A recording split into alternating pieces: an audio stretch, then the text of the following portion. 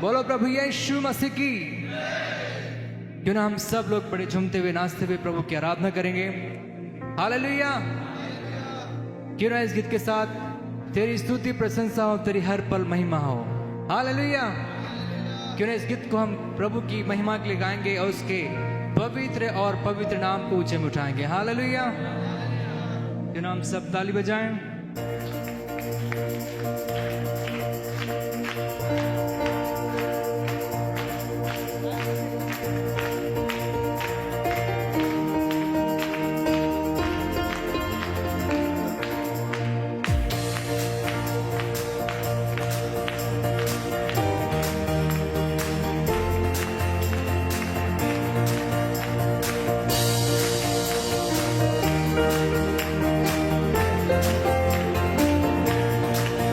तेरी स्तुति प्रशंसा हो, तेरी हर पल में। सभी कहे तेरी स्तुति दिल की गहराई से उस परमेश्वर को जो महान है। हर पल तेरी स्तुति प्रशंसा, तेरी स्तुति प्रशंसा हो।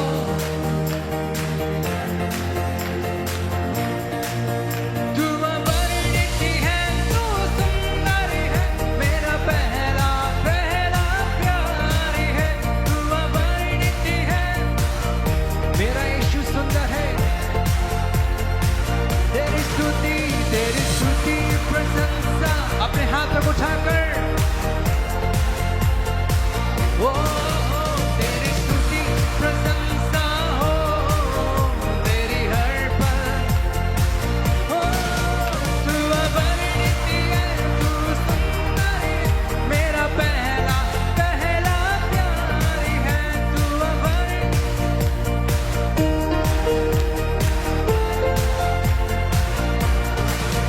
तेरी स्तुति प्रशंसा हो, तेरी हर पल। तेरी स्तुति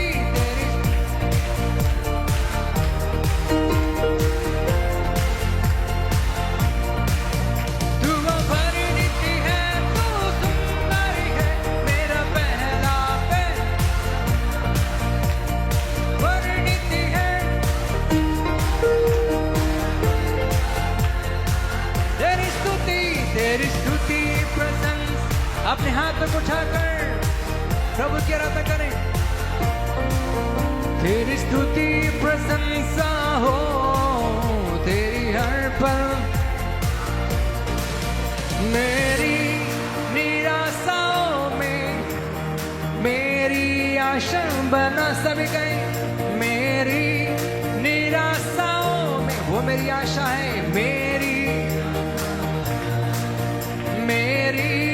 खामोशियों को समझा तूने प्रभु। मेरी खामोशियों को समझा।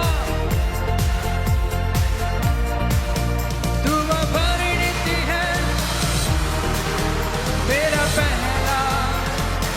ओ तू अवर्णित है।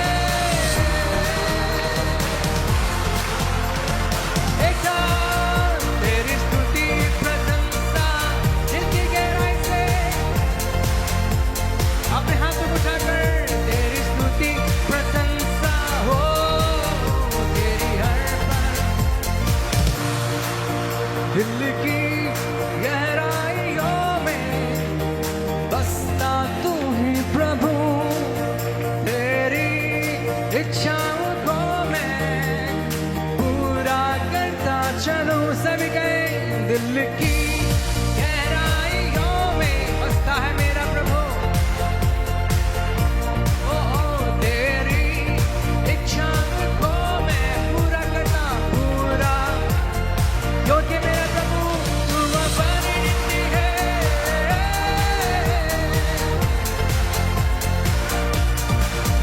तू अवर्णित है, तू सुंदर है।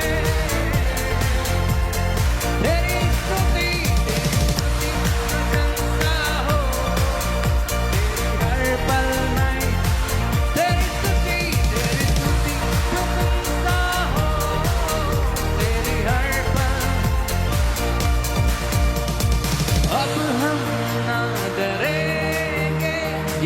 जो मेरे साथ है। फिर से अब हम ना डरेंगे, यीशु जो साथ, शैतान से लड़ेंगे, शैतान से हम लड़े यीशु के नाम से। ओ गाओ हालेलुया, गाओ हालेलुया, तो गाओ हालेलुया। अपने हाथों को उठाकर यीशु ने हमें छुड़ाया है पाप के जाल से, यीशु ने हमें बचाया है शैतान की चाल। यीशु ने हमें छुड़ाया है पाप के जाल से, यीशु ने हमें बचाया है शैतान की चाल से। तो गाओ हालेलुया,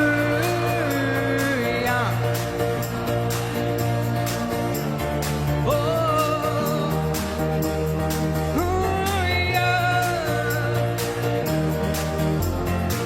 ओ यीशु तेरा नाम है सबसे ऊंचा, यीशु तेरा नाम, यीशु तेरा नाम सबसे, एक बार फिर से जोर से, यीशु तेरा नाम है सबसे ऊंचा है, यीशु तेरा नाम सबसे ऊंचा है।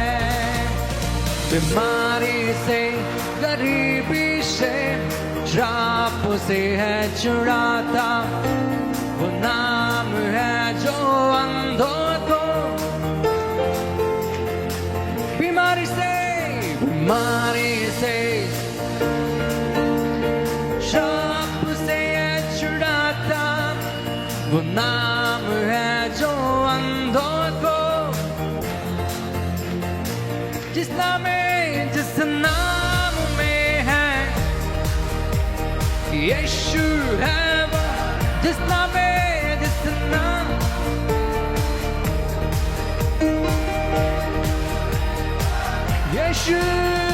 यीशु तेरा नाम है सबसे ऊंचा है। ओ यीशु तेरा नाम सबसे, यीशु तेरा नाम है सबसे ऊंचा है, यीशु तेरा नाम है सबसे।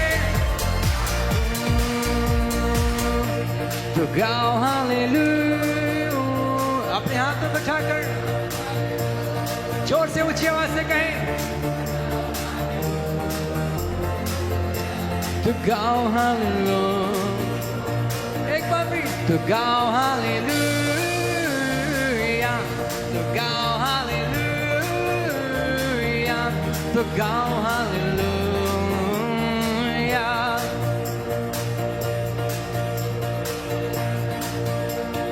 यीशु ने हमें छुड़ाया है पाप के जाल से, यीशु हमें बचाया है शैतान की चाल से।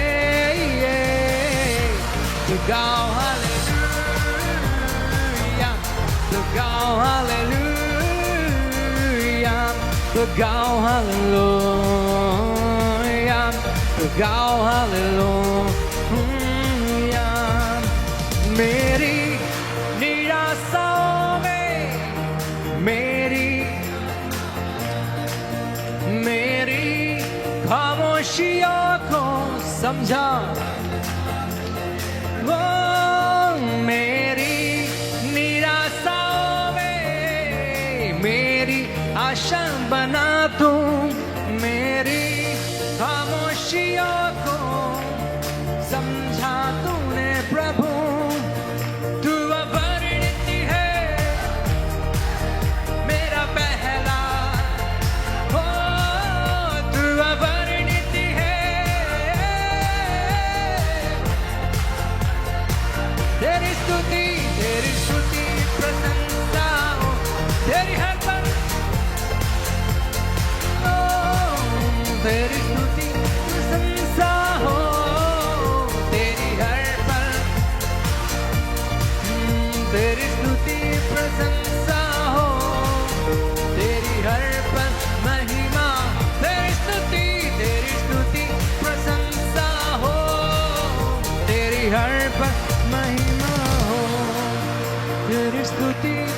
प्रशंसा।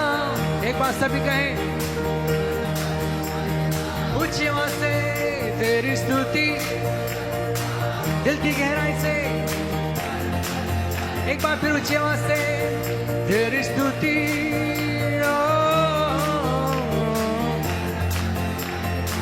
तेरी स्तुति, तेरी स्तुति, ओ हालेलुया। तेरी स्तुति, तेरी स्तुति, यीशु। तू अवरीति है, तू सुंदरी है, मेरा पहला। तू अवरीति है।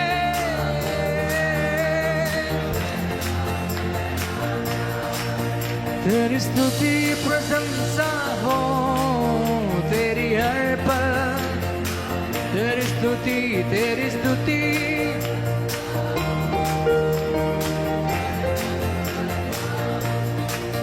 तेरी स्तुति प्रशंसा हो। हालेलुया। क्यों ना जोरदार ताली बजाकर परमेश्वर पवित्र आत्मा को धन्यवाद दें। दिल के गहराई से और जोर से ताली बजाकर स्तुति करें, उसकी तारीफ करें, तारीफ करें। Yes, thank you Jesus. Hallelujah, hallelujah. तेरी स्तुति हो प्रभु, आपकी प्रशंसा, प्रशंसा। और जोर से ताली बजाकर धन्यवाद दें, धन्यवाद दें। Hallelujah, hallelujah, hallelujah, hallelujah, hallelujah, hallelujah. तेरी स्तुति हो, तेरी आराधना, आराधना। Thank you Jesus, thank you Jesus. आइए समय कि हम सब लोग कुछ देर प्रभु को धन्यवाद दें, उसकी तारीफ करें, तारीफ करें। अपनी आवाज को खोलकर कुछ देर प्रभु को धन्यवाद दें, क्योंकि हमारा परमेश्वर सामर्थ्य है, वो धन्य है, वो पवित्र है। और राजाओं के राजा, प्रभुओं के प्रभु, सर्वशक्तिमान प्रभु, तू मेरा प्रभु है। और ऊंची आवाज से प्रभु की तारीफ करें, तारीफ करें। अपने संपूर्ण मन को परमेश्वर की उपस्थिति में लगाएं। Yes, thank you Jesus. Yes प्रभु, सब कुछ आप है लॉर्ड। ओ प्रभु यहोवा परमेश्वर, आपके बिन कुछ भी नहीं है खुदावन। ऐसे सर्वश्रेष्ठ प्रभु आपकी आराधना करते हैं लॉर्ड। आपकी आराधना, आपकी आराधना, आपकी आराधना, आपकी आराधना, आपकी आराधना, आपकी आराधना। यीशु मसीह आपकी आराधना, आपकी आराधना, आपकी आराधना, आपकी आराधना, आपकी आराधना, आपकी आराधना, आपकी आराधना। Jesus, thank you Lord. अपने हाथों को उठाकर परमेश्वर को आदर दे, सम्मान दें। ओ थैंक यू जीसस। शकार बेरे बेले बेले बेरे बेले बेरे बेरे बेरे बेरे बेरे बेरे बेरे बेरे बेरे। प्रभु आपकी महिमा, महिमा, महिमा, महिमा। हर एक के जीवन से आपको महिमा मिले लॉर्ड। हर एक जन प्रभु को महिमा दे। कोई भी शांत रहे, अपने शब्दों से, संपूर्ण मन से, दिल की गहराई से परमेश्वर को धन्य कहें, उसकी स्तुति तारीफ करें। Hallelujah, hallelujah, hallelujah, hallelujah, hallelujah. शगा बाबा बाबा रे बेरे बेरे बेरे बेरे बेरे अंदर रे बेशा बाबा बारे बे। तेरी स्तुति हो, महिमा, महिमा, महिमा, महिमा, महिमा, महिमा, महिमा, महिमा, महिमा, महिमा, महिमा। आराधना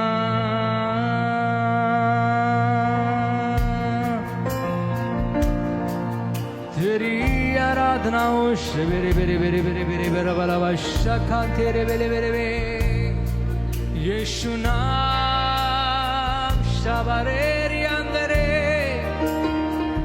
ब्रेबरे दी अंदना शखबारी अंदरे बेरे बेरे शतोर यलावा। यीशु आपकी आराधना हो। बेरे बेरे बेरे बेरे बेरे बेरे बेरे बेरे यलावा रबा दो।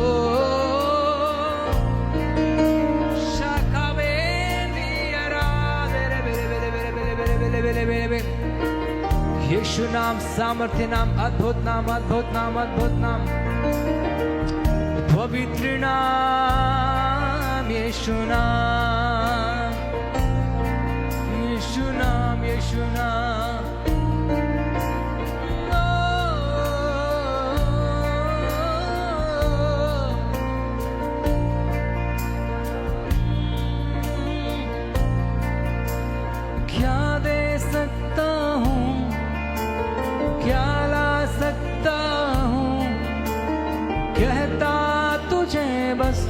शुक्रिया। ओ क्या दे ओ लॉर्ड, क्या लाऊं, कहता तुझे बस शुक्रिया शुक्रिया शुक्रिया शुक्रिया। तुझ में ही मेरी सुबह, तुझसे ही मेरी हर शाम। शुक्रिया करता हूँ मैं लेके तेरा नाम, आदर और धन्यवाद आज तेरे नाम। अपने हाथ को उठाकर कहें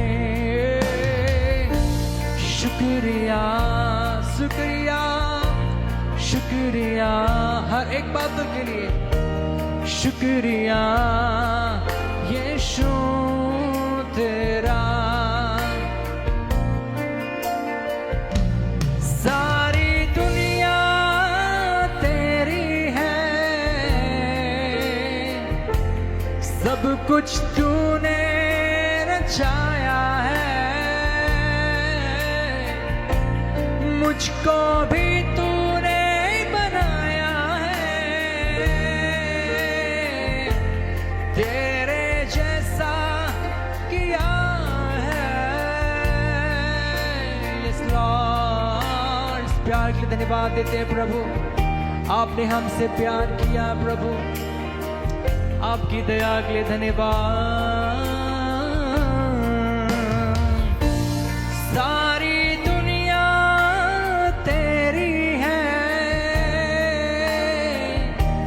सब कुछ तूने रचाया है, मुझको भी तूने बनाया है, तेरे जैसा किया है। क्या दे सकता हूँ ओ क्या ला, बस लॉर्ड कहता तुझे बस क्या दे सकता हूँ लॉर्ड, क्या दे ओ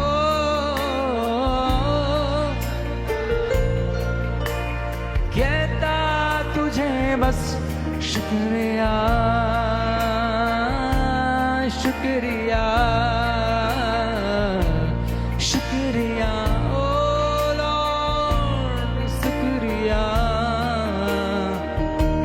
शुक्रिया शुक्रिया शुक्रिया, बस शुक्रिया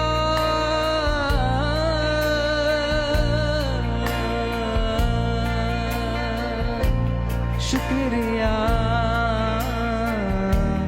शुक्रिया।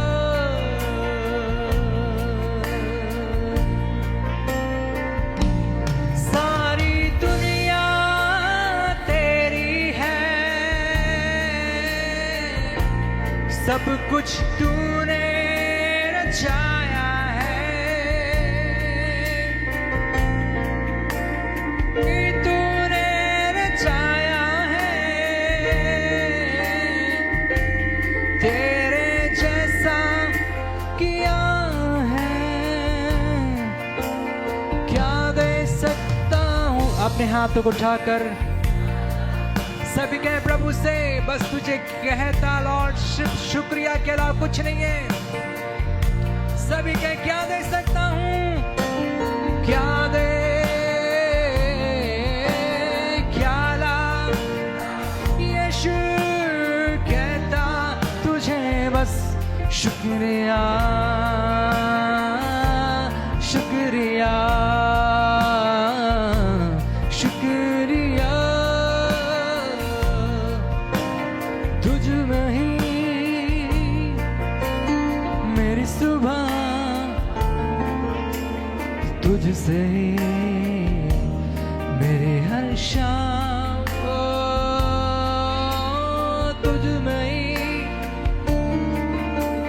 मेरी सुबह तुझसे ही मेरी हर शाम। शुक्रिया शुक्रिया शुक्रिया शुक्रिया शुक्रिया शुक्रिया। Thank you Jesus, yes Lord. तेरी स्तुति होला ओ शबा बारे बेरे बेरी अंदना शका बेरे दी अंदना। यस ये समय हम सब प्रभु को धन्यवाद दे धन्यवाद दे धन्यवाद दे। क्या है प्रभु आपका शुक्रिया लॉर्ड, आपका शुक्रिया लॉर्ड। प्रभु आपको शुक्रिया अदा कहते हैं लॉर्ड। मेरे अच्छे सामर्थ्य प्रभु दयावंत ओ अद्भुत मेरे महान परमेश्वर। So thank you Jesus Lord. प्रभु आपको महिमा मिले महिमा मिले महिमा मिले लॉर्ड। तेरी स्तुति हो शबा बाबा बरे बेरे बेरे बेरे बेरे बेरे बेरे बेरे बेरे बेरे भी अंदना शाखा बारे बे बे बे बेरे बाला बाला रिबाला बारे बेरे बे शेबरे बेरे बेरे बेरे बेरे बेरे बेरे अंदना शाखा बारे बेरे अंदर अलबम रिदरे बेरे बेरे बे शेबरे बेरे बेरे अंदर अंदे शाखा बारे अंदना देरे बे शतोरा बोरे अंदना शबम रिखाबा शबने अंदना लबारे बेरे बेरे बेरे बेरे बेरे बेरे बेरे राबाबा शाखा बारी अंतना मदे रेखेले शेबरे बेरे बेरे बेरे बेरे बेरे अलबारा शमना देरे बेरे बेरे बेरे बेरे बेरे बेरे बेरे। Thank you Jesus, thank you Lord, hallelujah. प्रभु आपकी आराधना हो, आपकी आराधना हो। ओ धन्यवाद धन्यवाद शाबा बाबा बाबा बाबा रे बे बे बेरे बेरे बेरे बे रिगे दे शेबेरी अंदर वाला बरा बला बम। यस पवित्र आत्मा परमेश्वर आपकी आराधना हो प्रभु, आपकी स्तुति हो लॉर्ड, आपकी तारीफ हो। ओ आपके पवित्र नाम को आदर आदर आदर सम्मान देते हैं। Thank you Jesus. शेखे राना मादी अंदर बालाबा रिदा राबाला शावर लबार बेरे बेरे बेरे बेरे बेरे बेरे रिबंदे रे बेरे बेरे बेरे शेरे बेरे बेरे बेरे बेरे अंदर बा शगबारे अंदर बेरे बेरे बेरे बेरे बेरे बेरे बेरे रिबा बाबा रबा रबा रबा बेरे बेरे बेरे बेरे बेरे बेरे बेरे बेरे शादी अंदर लबार बेला बरा बरा बरा बरा बरा बरा भी अंदर ला शेबेरे लेबेरे अंदर बालाबा राधुरा बाला शाबु हबाला शाखा रबारे बेरे बेरे बेरे बेरे बेरे भी अंदर बा धीरे अंदना धीरे शबारे धीरे बेरे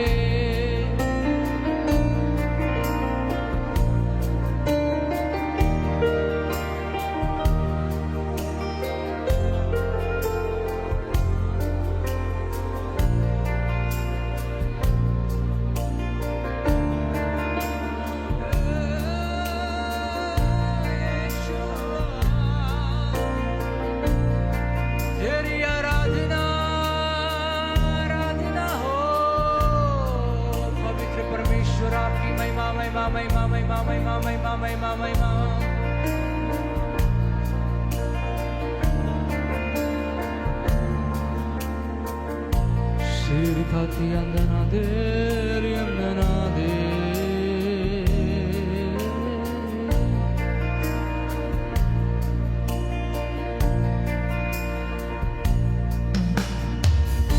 यीशु मसीह भरोसा मेरा, तू ही सहारा है मेरा।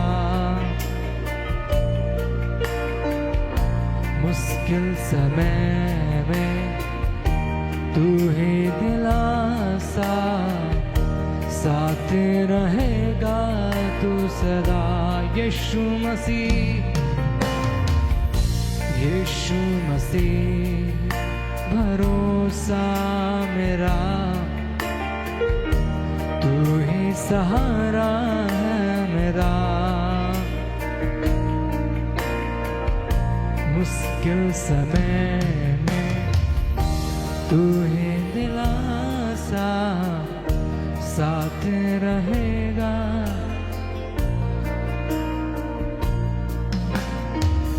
करुणा भलाई तेरी सदा रहेगी मुझ पर, तेरी विश्वास योग्यता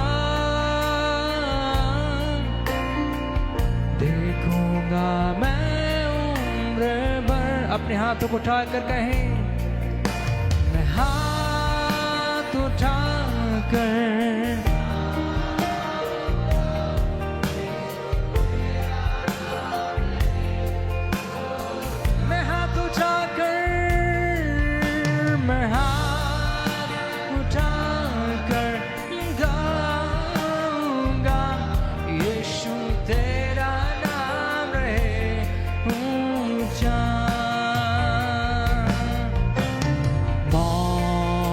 से है बचाया,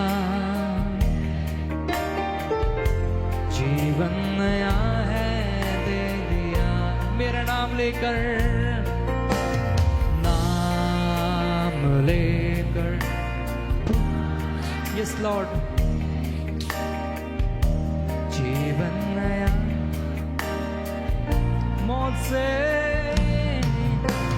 मौत से है बचाया तूने, जीवन नया है दे दिया। ओ नाम लेकर पुकारा मुझे, महिमा से मुझको क्योंकि करुणा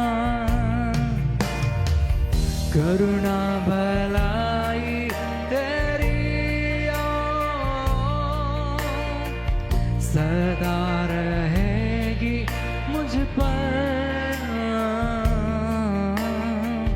तेरे विश्वास योग्यता देखूंगा मैं उम्र भर। अपने हाथ उठाकर,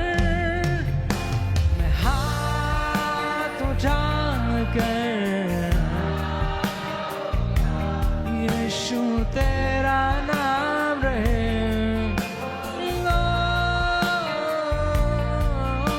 मैं हाथ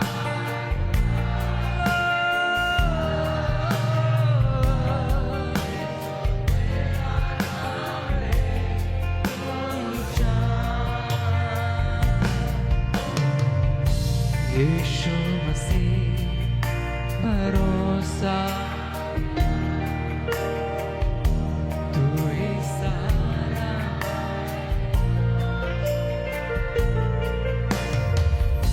मुश्किल समय तू ही दिलासा साथ रहेगा। करुणा भलाई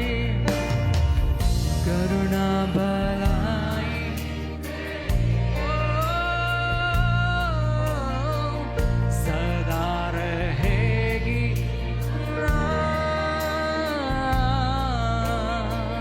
तेरे विश्वास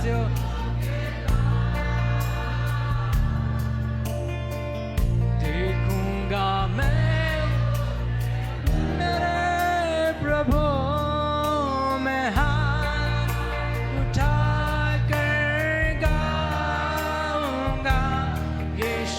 तेरा नाम रहे,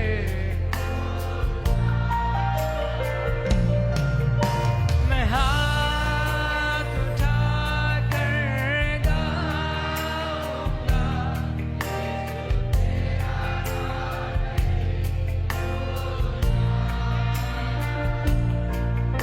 मैं हाथ उठाकर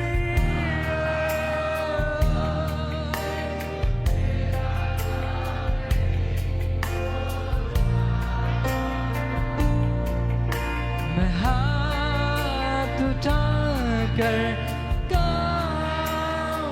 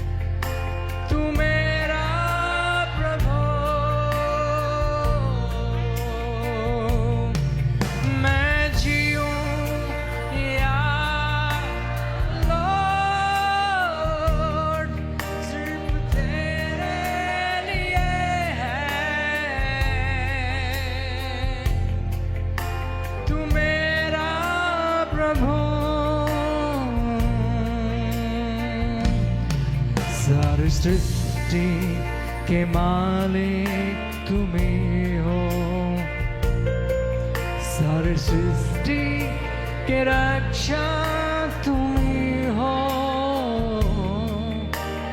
करते हैं तुझको सादर प्रणाम, गाते हैं तेरे गुणगान।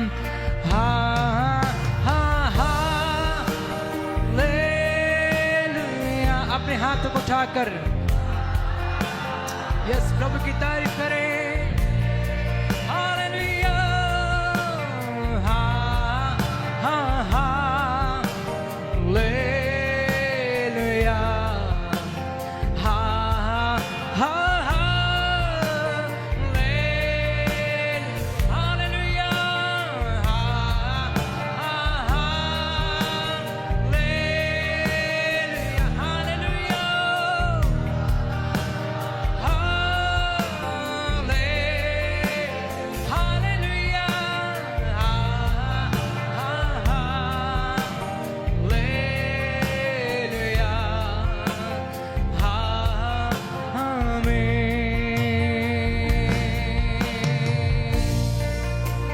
प्रभु मेरा जीवन तूने कितनी आशीषों से भरा, इसलिए मैं कहता हूँ प्रभु से प्यार है। और ऊंचा ऊंचा तेरा नाम रहे। हालेलुया। अपने हाथों को उठाकर बड़ी प्रभु को आदर के साथ कहें सभी लोग। Thank you Jesus. हालेलुया। शाबा बारे बे। हालेलुया। परमेश्वर को आदर दे, सम्मान दे।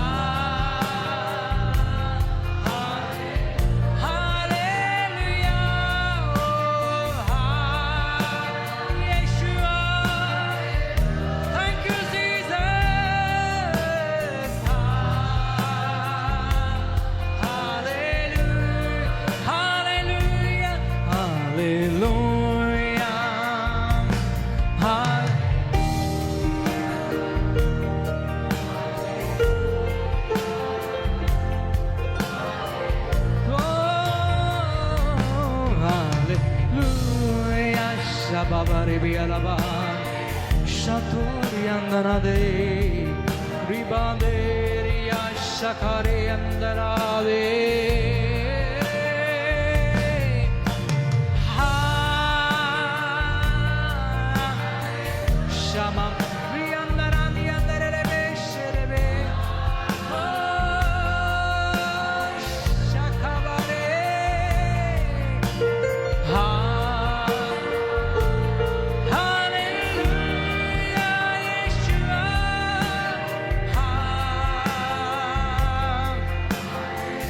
Ha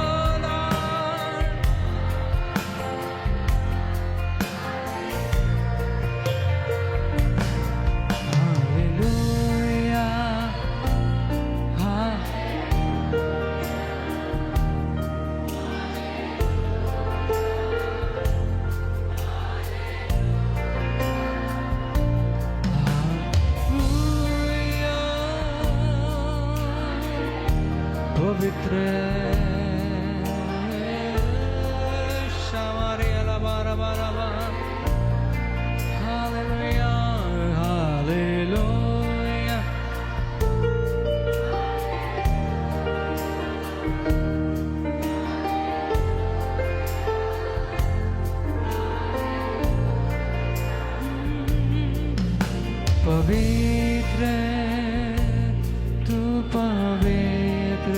यस लॉर्ड, आप पवित्र हैं लॉर्ड। यीशु आप पवित्र हैं, पवित्र पवित्र।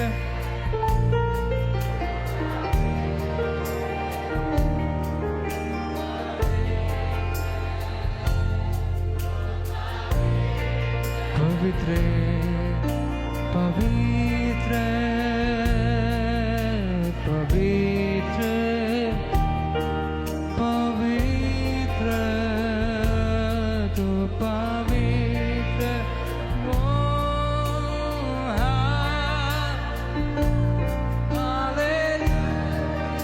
Thank you Jesus. Yes Lord, आपको आदर देते हैं प्रभु। तू बड़े शाकारे देवी अलबा, तेरी आराधना हो। यस तेरी स्तुति हो। हालेलुया।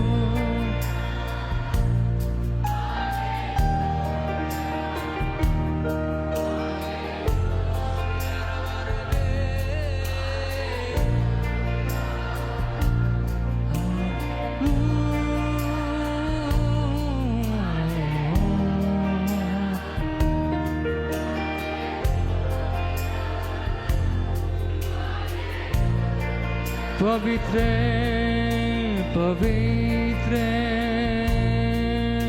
पवित्र। यस लॉर्ड, स्वर्ग में विराजमान पवित्र, अति पवित्र पवित्र तो पवित्र। पवित्र है पवित्र। होली होली होली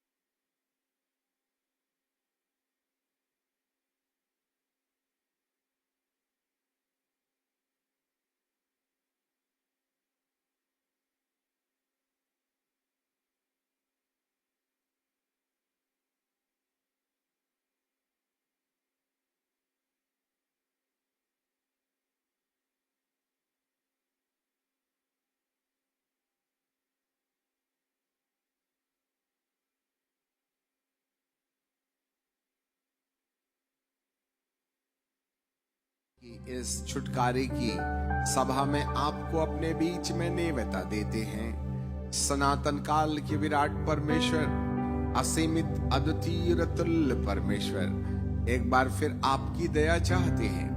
आपसे विनती करते हैं आपका अपना अनुग्रह हम पर होने पाए। पिताजी, एक बार फिर पवित्र आत्मा का प्रकाश हमें दीजिएगा और आप जो चाहते हैं वह हमें कह दीजिएगा। आदर और महिमा और सम्मान आपको देते यीशु नासरी के नाम से मांग लेते हैं, आमीन। परमेश्वर पिता को धन्यवाद देते हैं, उसकी आराधना करते हैं कि सनातन परमेश्वर ने हम सबको आज छुटकारे के इस महासम्मेलन में उपस्थित किया। हम प्रभु परमेश्वर को धन्यवाद देते हैं। छुटकारा, कई प्रकार के छुटकारे हैं। शारीरिक बंधनों से छुटकारा है, मानसिक बंधनों से छुटकारा है, आर्थिक, पारिवारिक, नैतिक, कितने ढेर सारे ऐसे एरियाज हैं जहां पर हमारे जीवन में कई प्रकार के प्रश्नवाचक चिन्ह पाए जाते हैं और हम परमेश्वर के पास आकर दुआ मांगते हैं, प्रार्थना करते हैं, उपवास करते हैं, करवाते हैं और उम्मीद करते हैं कि प्रभु हमारे जीवन के ऊपर अलग अलग क्षेत्रों में हमारी इच्छा के विपरीत परिस्थितियां जो पाई जाती हैं उस पर हमें विजय मिले, सफलता मिले।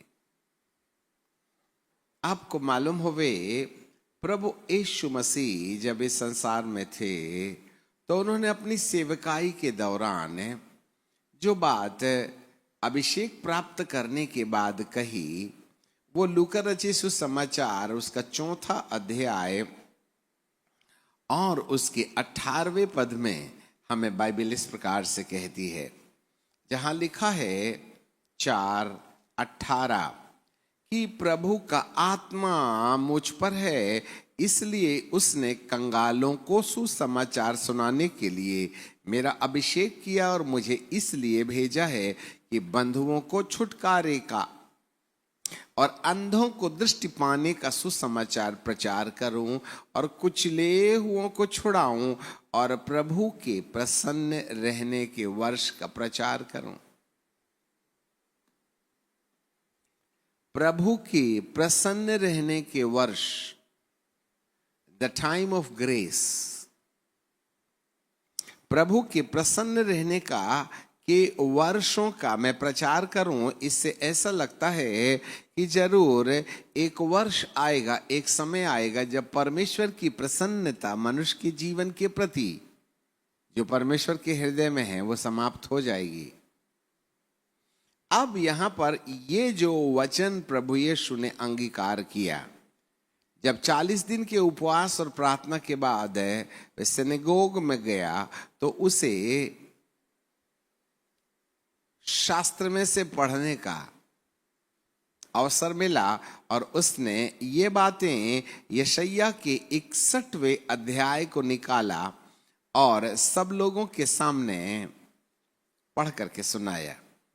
Book of आइजिया chapter 61।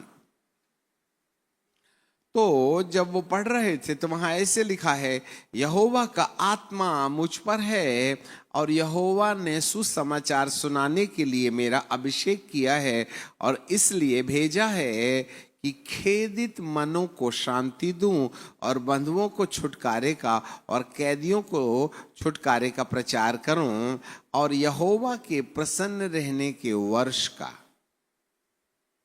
एक और पद है जिसको प्रभु यीशु मसीह ने अपने जीवन काल में इस्तेमाल नहीं किया, इसको छोड़ दिया। दूसरे पद के बी पार्ट में ऐसे पढ़ते हैं, यहोवा के प्रसन्न रहने के वर्ष का और हमारे परमेश्वर के पलटा लेने के दिन का प्रचार करो। अब फिर से 4:18 में आ जाएं तो वहां लिखा है 19वें पद में 4:19 में, प्रभु के प्रसन्न रहने के वर्ष का प्रचार करूं। तब उसने पुस्तक बंद करके सेवक को दे दी।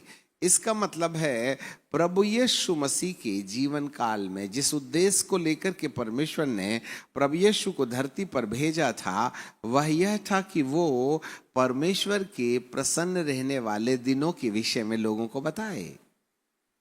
पर भविष्यवाणी में एक और विषय लिखा है कि उसके पलटा लेने के दिन का प्रचार करो। यहाँ पर प्रभु यीशु मसीह कहते हैं कि पलटा लेने के विषय को मैं बाईपास कर देता हूं अभी फिलहाल, क्योंकि वो समय बाद में आएगा।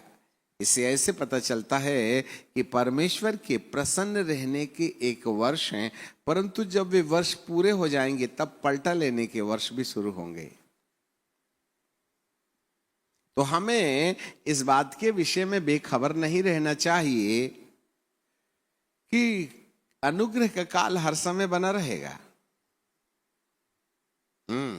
और बीते संदेश में हमने आपको ये भी बताया था यूहन्ना की किताब में और उसके 12वें अध्याय में बुक ऑफ जॉन चैप्टर 12, यदि मुझे निकालने में मौका मिले तो वहां ऐसे लिखा है,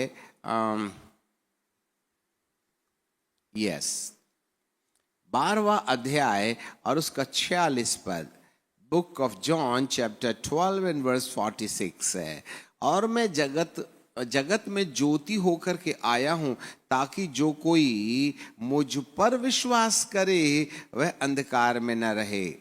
यदि कोई मेरी बात सुनकर के ना माने तो उसे मैं दोषी नहीं ठहराता, परंतु मैं जगत को दोषी ठहराने के लिए नहीं, परंतु जगत का उद्धार करने के लिए आया हूं। तो प्रभु यीशु मसीह परमेश्वर के प्रसन्न रहने के वर्ष के बारे में बोलते हैं।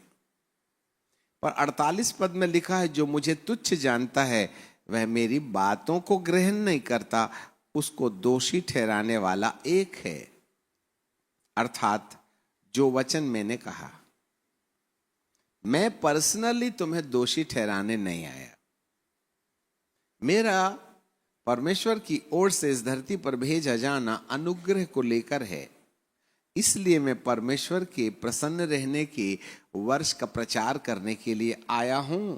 पर उसके बाद लिखा है कि प्रसन्न रहने के साथ साथ वहां न्याय की भी बातें कही गई हैं, उसके बदला लेने का दिन।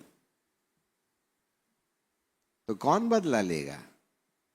यहां बाइबल कहती है, मैं तो तुम्हें दोषी नहीं ठहराता, मैं तो धर्मी ठहराता हूं, परंतु मेरे अंदर से जो वचन परमेश्वर देते हैं, मैं अपने तरफ से कुछ नहीं कहता। 49 में, मैं अपने आप से ये बातें नहीं, परंतु पिता जिसने मुझे भेजा है उसी ने मुझे आज्ञा दी है कि मैं क्या कहूं और क्या क्या बोलूं, क्योंकि मैं जानता हूं कि उसकी आज्ञा अनंत जीवन है। इसलिए जो मैं बोलता हूं वह जैसा पिता ने मुझसे कहा है वैसे ही मैं बोलता हूं, और वे ही बोल जो मेरे मुंह से निकले हैं ना, उनको दोषी ठहराएंगे, मैं नहीं ठहराऊंगा, मैं तो धर्मी ठहराऊंगा। इसका मतलब है, जब तक प्रभु यीशु मसीह अपने अनुग्रह के काल में बने रहते हैं, वे परमेश्वर के प्रसन्न रहने के दिन के बारे में बोलते हैं। परंतु इसके बाद एक और दिन होगा जब हमारे लिए परमेश्वर न्याय की बातें करेगा। तो धीरे धीरे अनुग्रह के समय को हम देखते देखते अपने हाथ से खोते नजर आ रहे हैं। उसका कारण ये है कि हमने उसके अनुग्रह की सच्चाई नहीं समझी। यहां पर प्रभु जी कहते हैं, मैं केवल तुम्हें निर्दोष ठहराने के उद्देश्य से नहीं आया, परंतु मेरे अंदर जो वचन है वह तुम्हें दोषी भी ठहराता है। तो दोषी ठहराने वाला वचन कौन सा है? आज्ञाएं अनंत जीवन, द कमांडमेंट। इसका मतलब है, मैं परिचय देता हूं परमेश्वर का, मेरा पाप का और अपने बलिदान का। मैं परिचय देता हूं मृत्यु और जी उठने का, और उसके बाद प्रतिज्ञाओं का, जिसके द्वारा परमेश्वर तुम्हें भौतिक लाभ देते हैं। परंतु इसी बीच में एक और भी महत्वपूर्ण काम मैं बीच बीच में कह देता हूं, और वो ये है कि तुम्हारे मनों को अनुशासित करने के लिए जो आज्ञाएं मैंने दी हैं, वो आज्ञाएं दोषी ठहराती हैं। परिचय दोषी नहीं ठहराएगा, प्रतिज्ञाएं तुम्हें दोषी नहीं ठहराएंगी, पर आज्ञाएं दोषी ठहराएंगी।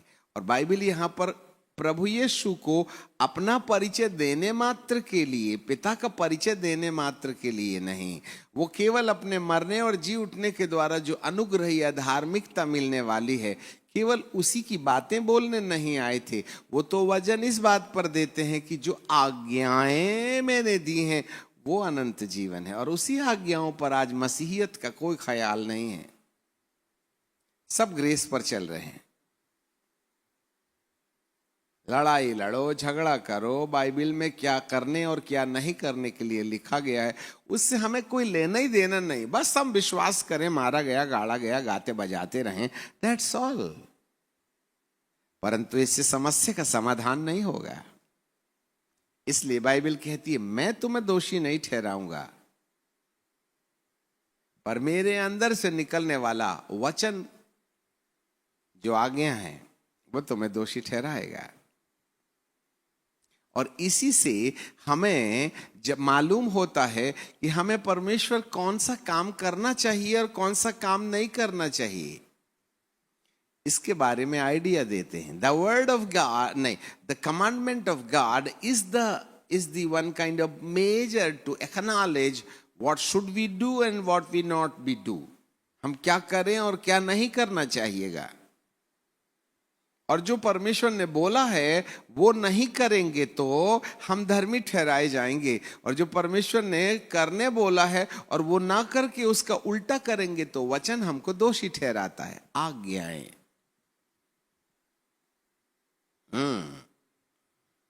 और इन्हीं आज्ञाओं के नहीं मानने से हमारे चेतन मन के द्वारा अवचेतन में बहुत सी कहानियां याद में बदल जाती है।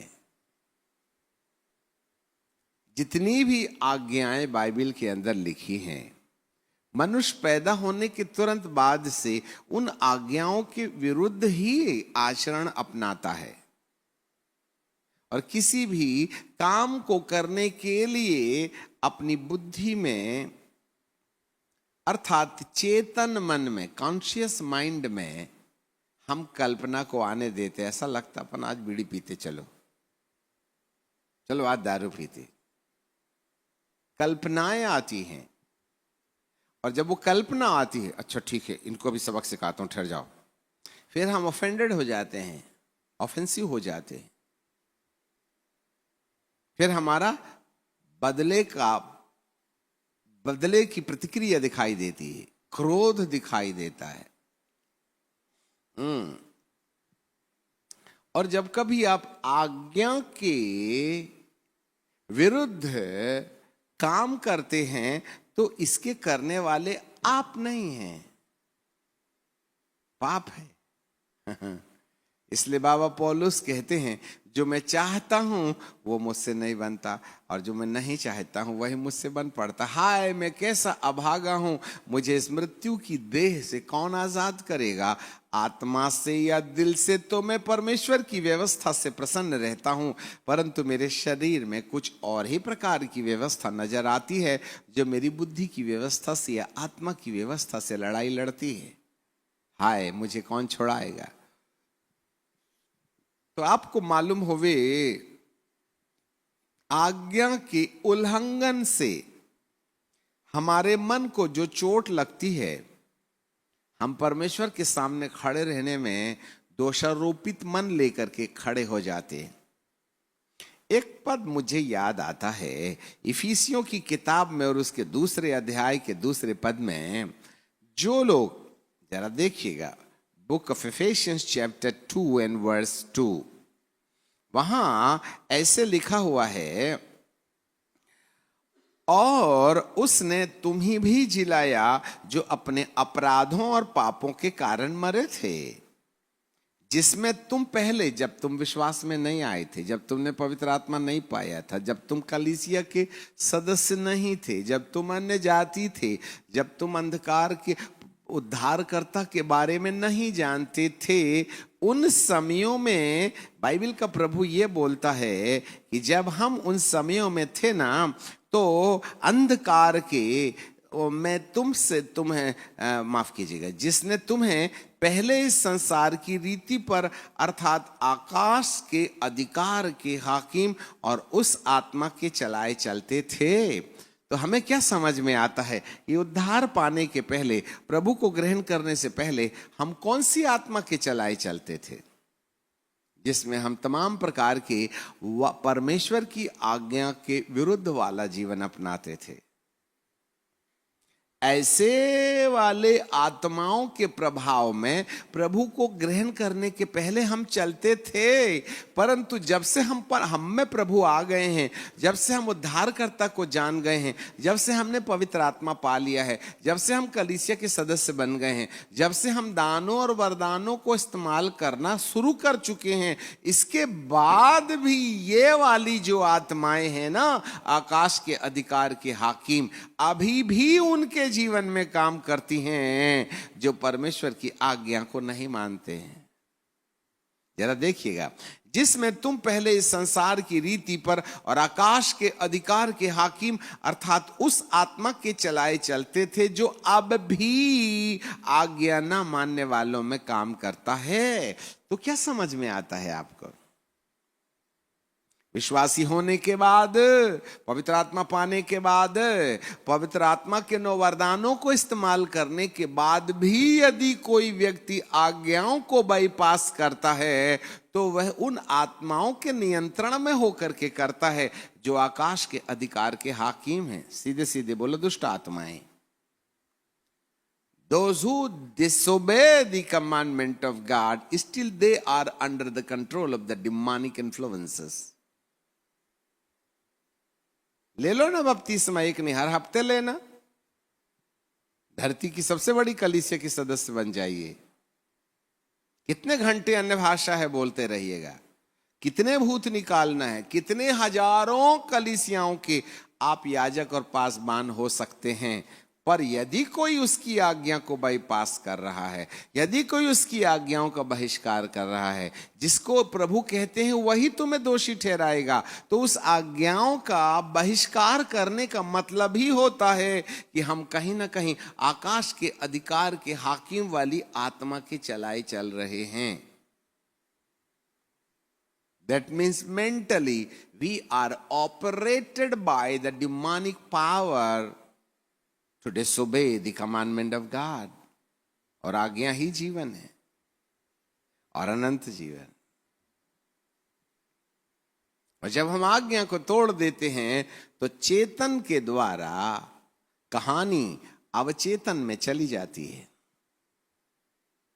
और एक बार हम पाप करके दोबारा करते तो हर बार पाप करने से पाप करने की आदत हमारे चेतन से अवचेतन में रिकॉर्ड हो जाती है और इसको डिलीट किए बिना हमारी समस्या का समाधान नहीं होता है।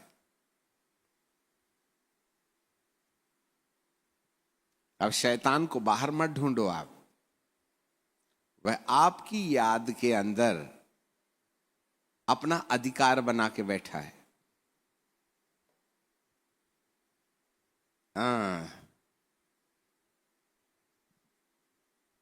There is an authority over our subconscious mind through the wrong kind of memories which already we have practiced against the commandment of God. मत मानो आज्ञाओं को। नहीं मानने वाला उस आत्मा के ऑपरेशन में है। There is a demon spirit behind, there is a devil spirit behind. वो हमारे अंदर, हमारे थॉट्स में, हमारे सबकॉन्शियस को मिसयूज करता है। किसी बीमारी के आने से पहले बीमारी की कल्पना चेतन में आती है और चेतन में कोई बात आने से पहले अवचेतन उसकी मदद करता है। गरीबी आने से पहले हमारे अंदर गरीबी की कल्पना आती है। एक्सीडेंट के पहले एक्सीडेंट की कल्पना आती है। क्रोध के पहले क्रोध की कल्पना आती है। व्यभिचार के पाप के पहले व्यभिचार की कल्पना आती है।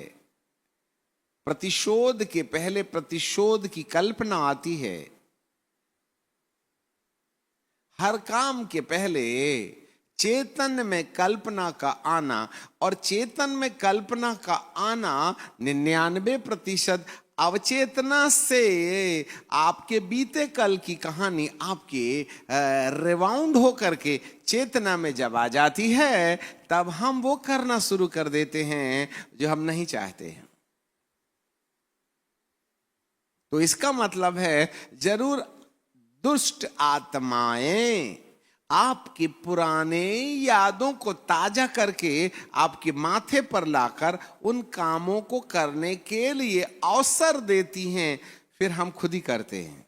शैतान ने कभी नहीं बोला खा नहीं तो गोली मार दूंगा। वो तो बड़ी सावधानी से कहता है, दीदी मैं तो तुम्हें सलाह देने आया था, अरे खाओगी तो आंख तुम्हारी खुलेगी और तुम परमेश्वर के तुल्य हो जाओगे। परमेश्वर खुद ही जानता है, देखने में मन भाऊ, खाने में अच्छा और बुद्धि देने लायक। ये तो हवा ने न सोची थी। देखो, मैं ये नहीं बोल रहा हूं कि तुम्हारा राज्य आए तो 10वां हिस्सा मेरे को देना या प्रधानमंत्री बना लेना। मेरे को कोई पोस्ट नहीं चाहिए। खाने के लिए आप खुद स्वतंत्र इच्छा शक्ति रखते हो। खाना है खाओ, नहीं खाना है मत खाओ, मेरे बाप का क्या जाता हूं। जय मसीह की, बाय बाय, फिर कल आराधना में मिलेंगे। चले गई। अब कल आराधना होती तब ना, इस बीच में तो मैम ने जाके के फल खा ली। एक बात याद रखिएगा, अंधकार की सत्ता कभी किसी के साथ जोर जबरदस्ती नहीं करती। वो बहुत सभ्य आत्मा है, दुष्ट आत्मा जरूर है, परंतु वो कभी किसी पर दबाव नहीं डालती है, ये याद रखना।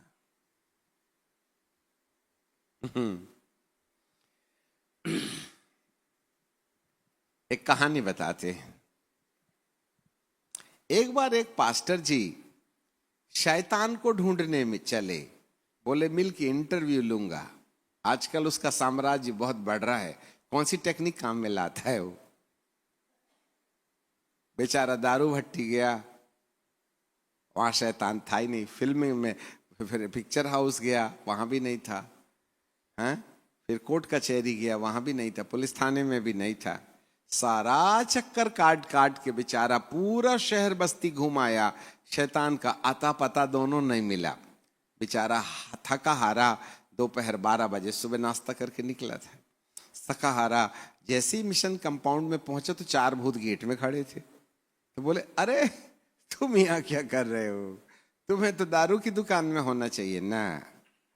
बोले नहीं, वो सब अपने लोग हैं, उनके पास जाने के लिए अपना टाइम नहीं है।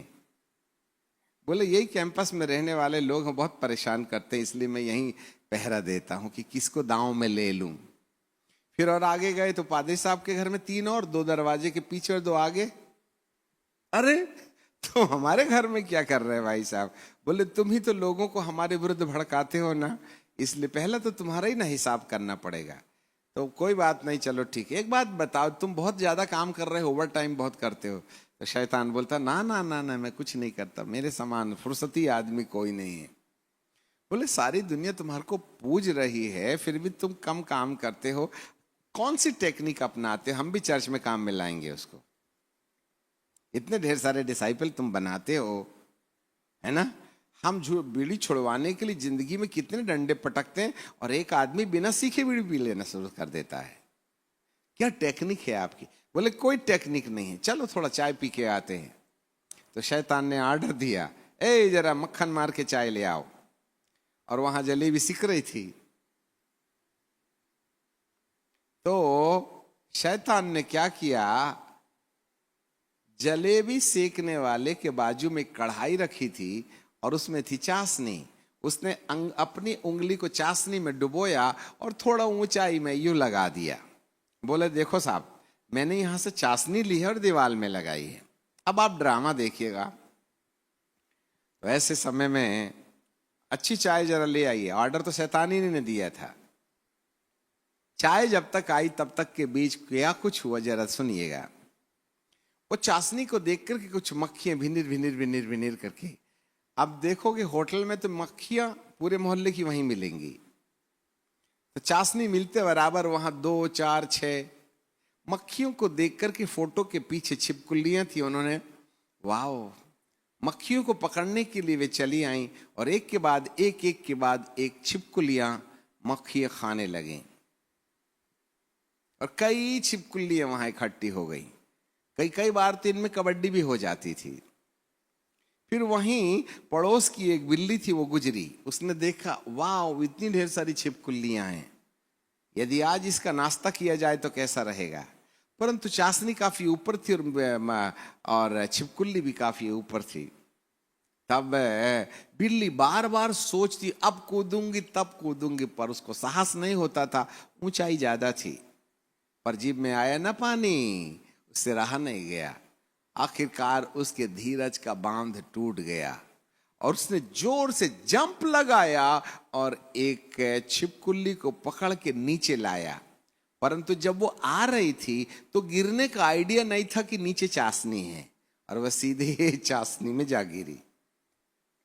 जब बिल्ली चाशनी में गिरी तो हलवाई तो वैसे भी गर्मी के मारे परेशान था, बेचारा वो जलेबी सेक रहा था, उसने उसी झारे से उठा करके बिल्ली को इतने जोर से मारा कि बिल्ली के सिर में गरम गरम न झारा लगा, उसने वहीं दम तोड़ दी। तब उसने बोला, ए रामू इधर आ, उठा इस बिल्ली को, पूरा एक पूरा कढ़ाई भर मेरी चाशनी खराब कर दी, फेंकना पड़ेगा। उसने बिल्ली की पूंछ पकड़ी और उठा करके रास्ते के उस पार गड्ढे में ले जाने के फेंकने के लिए ले चला। तो पड़ोसी ने देखा हलवाई का एक नौकर मेरी बिल्ली को पूंछ से पकड़ के मार डाल के उसको गड्ढे में फेंकने जा रहा है। वो चिल्ला पड़ा, ए तूने मेरी बिल्ली मारा, तूने मेरी बिल्ली मारा। ए रामू देख तो अपनी बिल्ली को फलाने ने मार दिया, और उसने ले गया उनको वहां गड्ढे में फेंकने के लिए। उसको झीना झपटी करके हलवाई के भी 2-4 नौकर चल पड़े। पड़ोसी और हलवाई के बीच में भयानक लड़ाई शुरू हो गई। इनके 4 गुंडे, उनके 4 गुंडे, लाठियां बेलन झाड़ू सब, खैर लाठी झाड़ू बेलन तो नहीं चले, लाठियां डंडे तलवार सब चलने लगे। किसी ने पुलिस को फोन किया, साहब यहाँ लाठियां चल रही हैं, तलवारें चल रही हैं, जल्दी आइए। इतने में पुलिस आई। आऊं आऊं आऊं आऊं। कई पुलिस लोगों ने दोनों ग्रुप के लोगों को डंडा बरसाना शुरू किया, परंतु वे भी कहां मानते हैं, दोनों ताव में थे बिल्ली के चक्कर में। इसके बाद हुआ ये दोनों ग्रुप के लोग बड़े बदमाश किस्म के थे, और एट लास्ट पुलिस को झगड़ा शांत कराने के लिए कर्फ्यू लगाना पड़ा। इतने में चाय बन करके आ गई। तब शैतान बोला, आप ही बताइए पादरी साहब, मैंने कर्फ्यू लगाया क्या? मैंने बिल्ली मारी क्या? मैंने झगड़ा कराया क्या? मैंने लाठी निकाला क्या? नहीं बोले, मैं तो चाशनी लगाया। ये मूर्ख लड़ते हैं और आप मेरे को दोषी ठहराते हो। सब मेरे समान सस्ता और हल्का आदमी कोई नहीं होगा, मैं केवल चाशनी लगाता हूं। ये खुद ही पुलिस वाले ना 144 लगा देते हैं, ये खुद ही बिल्ली मारते हैं। अब बिल्ली का भी क्या दोष है, उसके भी तो जीभ में पानी आया, तो छिपकुल्ली न खान। अब गिर गई बेचारी तो मैं क्या करूं? मैंने तो बिल्ली को चाशनी में नहीं न गिराया हूं, और ना बिल्ली को मैंने मारा, और ना मैंने पुलिस को बुलाया। यहां बैठे बैठे थोड़ी बोला था, हेलो यहां झगड़ा हो गया, जल्दी आ जाओ, 100 डायल कमान। अंधकार की सत्ता कहती है मैं बहुत हल्का काम करता हूं, पर ये दिमाग के थोड़ा ज्यादा तेज है ना, इसलिए अपनी बर्बादी का रास्ता ये खुद ही चुनते हैं और मेरे को बदनाम करते हैं। साहब मेरे को सीधा साधा हूं, मेरे को ज्यादा बदनाम मत किया करे। ये मूर्ख मेरे ही पीछे चलना चाहते हैं, बोलते अंग्रेजी जरूर हैं, दिमागदार समझते हैं अपने आप को, पर इनके दिमाग में पूरा भूसा धरा है। मैंने तो चाशनी लगाई थी, कर्फ्यू नहीं ना लगाया हूं। तुम अपनी बला से गरीब हो, तुम अपने कारण से बीमार हो, तुम अपने कारण से मियां बीबी के बीच में झगड़ा होता है, तुम्हारे अपने ही कारण से रात को शैतान लोग आते हैं और तुम्हारा दिमाग खराब करते हैं, इसलिए हाथ पैर पटकते हो रात को 12 से 3 बजे रात तक। It's not my problem. वो बहुत सिंपल है। यदि मैं अपना सिर ठिकाने में रखूं तो युद्ध जीतने में समस्या नहीं है। अब आप ही बताओ, जब बाइबल में लिखा है झूठ मत बोलो, तो ये बोलेंगे तो मुझको अपनी सदस्यता देनी पड़ेगी ना। मैं नहीं ना बुलवा रहा हूं, वो ना बोल रहे हैं। आपको क्या लगता है मैं कैंसर पैदा कर सकता हूं क्या? मैं कैंसर पैदा नहीं करता। इनके माथे के अंदर में ना अपने आप में असुरक्षा की भावना जब आने लगती है, तब वे खुद ही अपनी कल्पना में, मुझे डर लग रहा है कहीं ऐसा ना हो जाए।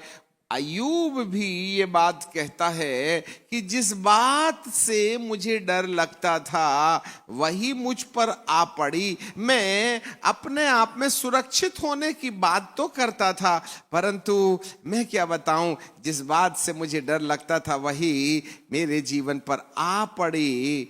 समझ में नहीं आता मैं क्या करूं और क्या ना करूं। तो अय्यूब को बार बार डर लगता था कि जरूर मेरे साथ कुछ अनहोनी होगी, कुछ ना कुछ गड़बड़ होगा। और वास्तव में एक दिन ऐसा आया कि अय्यूब के ऊपर ये मुसीबत आ पड़ी।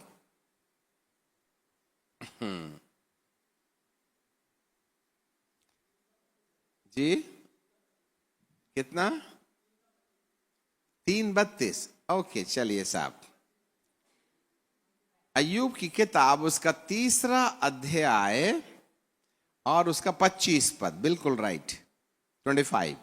क्योंकि जिस डरावनी बात से मैं डरता हूं वही मुझ पर आ पड़ी है, और जिस बात से मैं भय खाता हूं वही मुझ पर आ जाती है। वाह, भय, इसका मतलब है मेरे मन के अंदर जो कल्पनाएं उठती हैं वो कल्पनाएं एक दिन सच हो जाती हैं।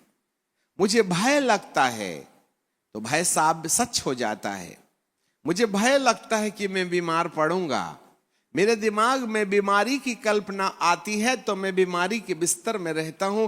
जब मैं धनी की कल्पना करता हूं तो धनी हो जाता हूं। जब मैं आनंदित होने की कल्पना करता हूं तो आनंदित हो जाता हूं। और जब मैं डिप्रेशन की कल्पना करता हूं तो डिप्रेशन में आ जाता हूं। तो हॉस्पिटल कोई भेजता नहीं है, आप खुद ही जाते हैं। बीमार कोई करता नहीं है, हम खुद होते हैं। नहीं, मेरे को डर लगता है कहीं मेरे साथ अनहोनी ना हो जाए, तो लिख के रखो ये तय है अनहोनी होना। नहीं, मुझे डर लगता है एक्सीडेंट ना हो जाए, आप जरूर ठोकोगे या ठुकवाओगे?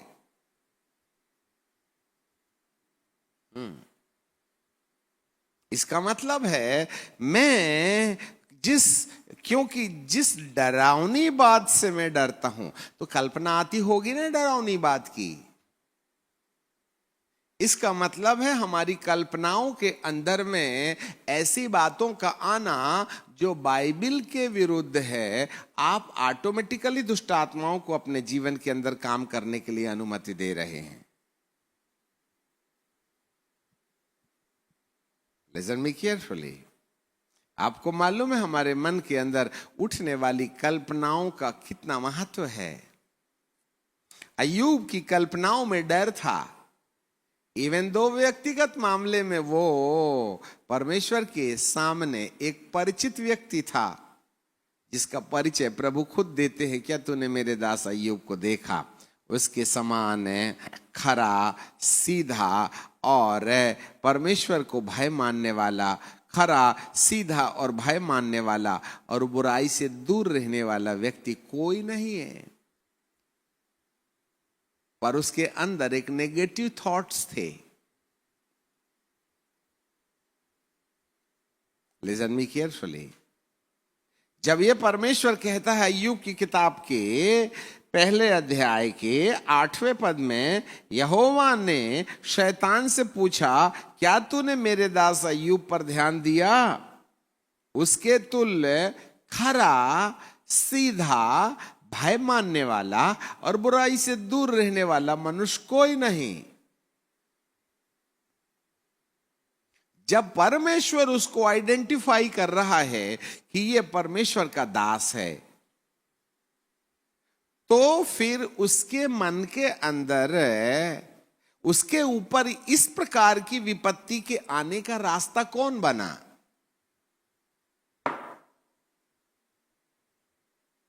Even though he was righteous before the sight of God, but Baba Ayyub खुद अपने मुंह के स्टेटमेंट में कहते हैं, क्योंकि जिस डरावनी बात से मैं डरता हूं।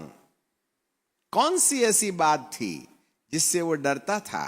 कौन सी ऐसी कल्पना थी जो उसको भयभीत कर देती थी? और उसी कल्पना ने दुष्टों को न्योता दिया। जिस डरावनी बात से मैं डरता था वही मुझ पर आ पड़ी, और जिस बात से मैं भय खाता था वही मुझ पर आ पड़ी। इसका मतलब है आपके माथे की कल्पना एक दिन यदि वचन के खिलाफ है, आज्ञा के खिलाफ है, परमेश्वर की योजना के विरुद्ध है, तो आप कितने भी खरे और सीधे हों, आप कितने भी भय मानने वाले हों, आज्ञा के मानने वाले हों, यदि कोई नेगेटिव थॉट्स आपके अंदर में है ना, तो वो नेगेटिव थॉट्स या नेगेटिविटी या नकारात्मक कल्पना आपके लिए अंधकार की सत्ता का अंदर आने का रास्ता बन जाएगी और वह आपके लिए डरावना दिन सच में बदल जाएगा। इसलिए जितने गरीब हैं उसको प्रभु ने और शैतान ने गरीब नहीं बनाया। जितने बीमार हैं वे ना तो परमेश्वर के द्वारा बीमार किए गए और ना ही शैतान के द्वारा बीमार किए गए।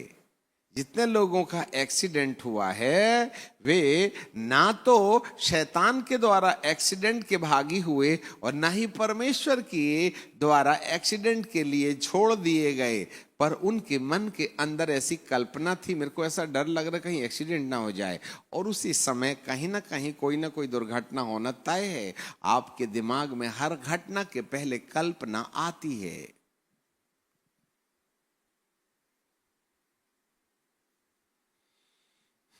हालेलुया। आपको मालूम है वह है आपकी कल्पना और अंगीकार को सुनकर आपके लिए परिस्थिति पैदा करना बंद शुरू कर देता है। यदि आप भयभीत होंगे तो भय आएगा, यदि आप विजयी होंगे तो आपके सामने विजय की सच्चाई सामने आ जाएगी। हर वक्त मैं अपने आप में अंगीकार करता हूं, प्रभु ने मुझे बुद्धि दिया है, मैं उसकी दया से बुद्धिमान हूं। अभी तो हमारी जवानी शुरू हो रही है, ये मेरा अंगीकार है, and that's why I am so healthy. दिन भर सुबह 3 बजे से 4 बजे से हम उठे हुए, प्रार्थना किए, ये किए, वो किए, मीटिंग किए, आपकी क्लास लिए, फिर इधर गए, उधर गए, इधर गए। मेरे को लगता है ऐसा थक गया होगा। ऐसी ब्लड प्रेशर की मशीन पड़ी हुई थी, मैंने कहा चलो नाप के देखते हैं थकावट में कितना है। तो 127 बड़ा वाला और नीचे वाला 70, मतलब जवानों के समान ब्लड प्रेशर हमारा। और शुगर भी 70-80 पर 83 होती है नीचे वाली, और 107 से 130-40 तक होती है। खूब खाओ गुड़ शक्कर मिठाई, जो खाना है खाओ। It's my confession. मैं अपने आप को चेहरे में कभी बुढ़ा नहीं देखता कि मैं कितने साल का हो गया हूं। मैं हर वक्त अपने आईने में अपना जवानी का चेहरा देखता हूं। यही मेरी कल्पना में मेरी तंदुरुस्ती का रहस्य है। आप बार बार सोचना मुझे कैंसर होगा, कैंसर होगा, अगले हफ्ते जचवाने जाना, किसी न किसी कोने में कैंसर जरूर मिलेगा, क्योंकि खरा और सीधा और परमेश्वर का भय मानने वाला होने के बावजूद भी उसके अंदर नकारात्मक सोच थे, जिसने उसको इस बुराई में लाके डाल दिया और परिस्थितियां उसके चहुओर आ गईं। ये बात अलग है कि परमेश्वर सब बातें मिलकर के भलाई को पैदा करता है, उसने उसका डबल वापस लौटा दिया, परंतु कितने दिन उनको कराहना पड़ा ना। ये परमेश्वर ने नहीं किया था, उसके अंगीकार ने किया था। वह हमारे अंगीकार का महायाजक है, और अंगीकार के पहले कल्पना आती है। इसलिए कभी नहीं कहना मैं थक गया हूं, कभी नहीं कहना मैं घटिया हूं, कभी नहीं कहना मैं पापी हूं, कभी नहीं कहना मैं कुत्ता हूं, गधा हूं, बिल्ली हूं, मरा कुत्ता, सड़ा बैल। कई माताएं कहती हैं ये तो कभी पास नहीं होगा, बकरा कहीं का।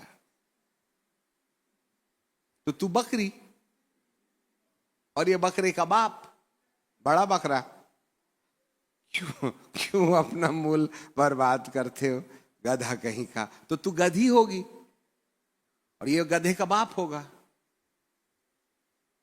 कुत्ता। अरे हद होती है, तुमको गांधी वगैरह नहीं मिले, कुत्ता ही बिल्ली गधा उल्लू मिला, उल्लू कहीं का। इतने ढेर सारे पशुओं का नाम जोड़ देते हो अपने बच्चों के सामने और फिर हमारे ऊपर में डाल देते हो, पादरी साहब इस गधे के लिए दुआ करना।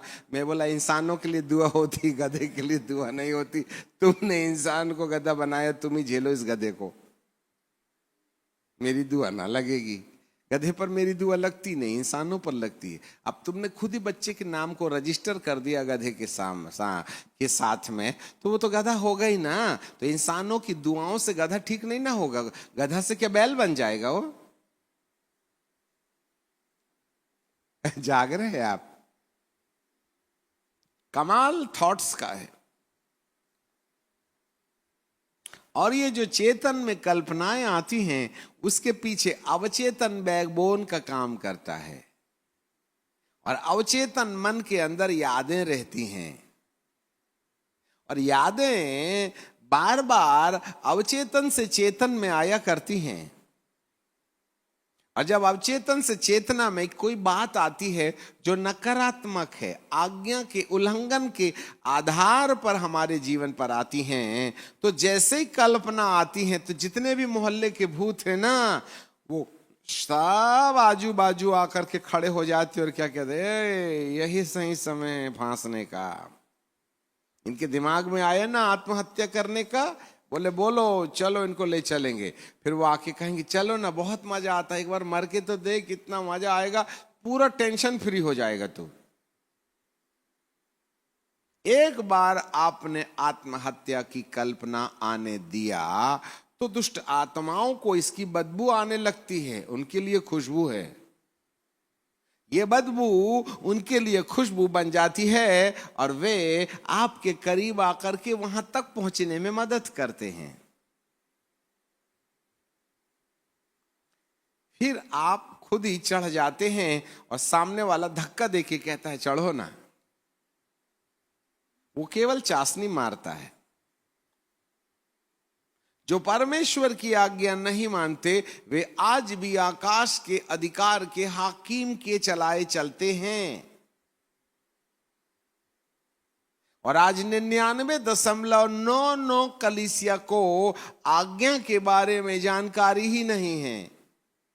जो पाप को पहचानने का स्केल है कि तुम्हें ये नहीं करना चाहिए, ये करना चाहिए। समस्या यही तो है। बीज बोने वाला अच्छा बीज बो के चला जरूर जाता है, परंतु जब किसान के नौकर बीज बो के चले गए तब अंकुरण निकले और बालें फली। अंकुरण के लिए 3 दिन 7 दिन या बालों के लिए 3 महीने अंकुरण के समय समझ में नहीं आता, परंतु जब बालें निकलती हैं तब वे नौकर अपने स्वामी के पास जाके कहते हैं क्या तूने अच्छे बीज नहीं दिया था? फिर अच्छे बीज के बीच में ये जंगली बीज कहां से आ गए? तब उन्होंने कहा जरूर कोई बैरी का काम है। जब तुम सो रहे थे तब उसने अच्छे बीज के बीच में जंगली बीज बो के चला गया। कहां बोता है वो बीज? जिस मन से तुम विश्वास करते हो उसी मन में वो जंगली बीज बोता है। मन तो सबसे अधिक धोखा देने वाली वस्तु है, उसमें असाध्य रोग लगा है। और सबसे ज्यादा अपने मन की रक्षा करना।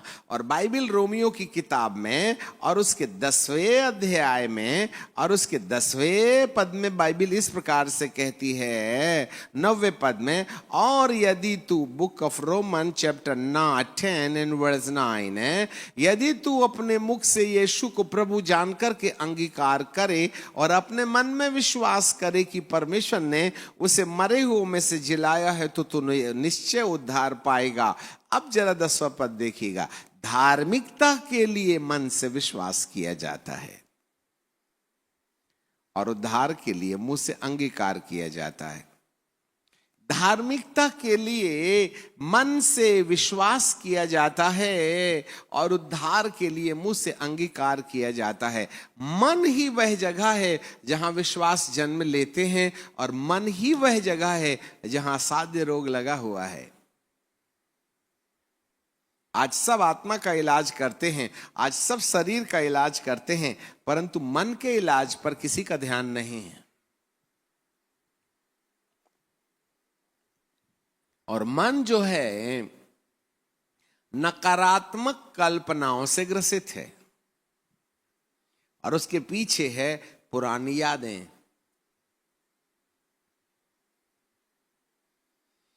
हालेलुया। इसलिए बाबा पौलुस कहते हैं जो मैं नहीं चाहता हूं वो मुझसे होता है और जो मैं चाहता हूं वो मुझसे नहीं बनता।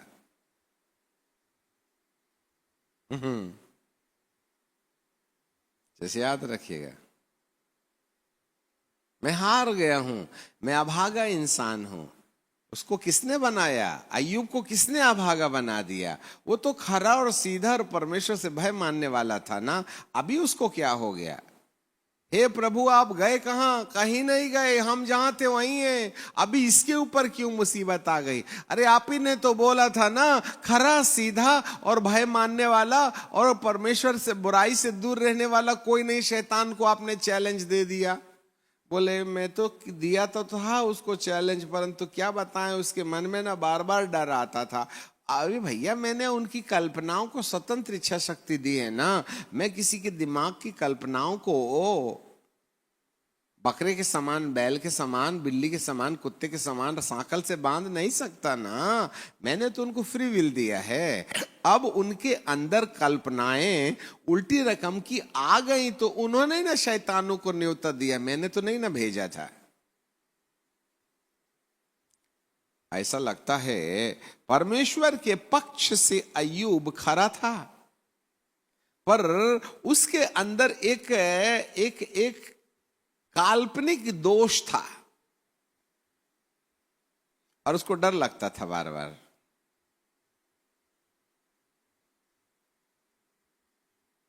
तो अय्यूब ने करना क्या था? यदि वह अपने डर का इलाज करता, यदि वह अपनी कल्पना का इलाज करता, तो यह समस्या उसके ऊपर कभी नहीं आती। अब आ ही गई है तो परमेश्वर उसको गुणात्मक परिवर्तन देता है।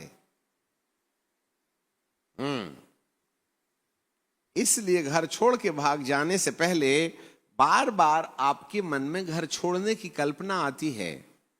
माँ बाप के प्रति विद्रोही दशा को उत्पन्न करने से पहले उनकी कल्पनाएं आपको सताती हैं। यदि कल्पना के वक्त ही आपने उनका इलाज कर दिया तो समस्या आने से पहले ही आप उसको डाइवर्ट कर सकते हैं। हालेलुया।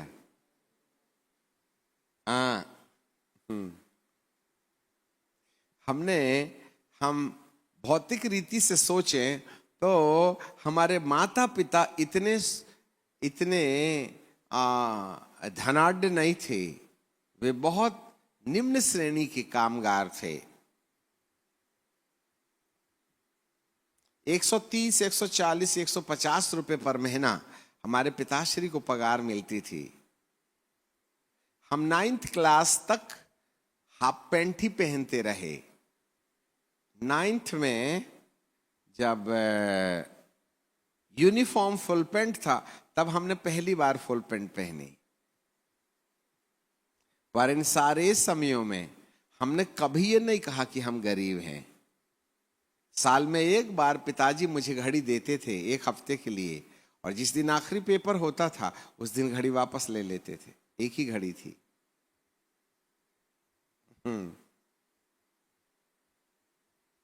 समझ रहे हैं बात? हमने कभी अपने आप को गरीब नहीं समझा और आज भी हम अपने आप को अमीर नहीं समझते, पर रहते जरूर अमीर की तरह हैं। पर समझते हम वैसे ही थे जैसे थे। उस समय भी हमारी कमियां हमें कभी कष्ट नहीं देती थी। अरे हमको मिठाई नहीं मिलती, अरे हमारे पास फुल पैंट नहीं है, अरे हमारे पास में साइकिल नहीं है, अरे हमारे पास ये नहीं है वो नहीं है। हम कभी नहीं कुड़कुड़ाए।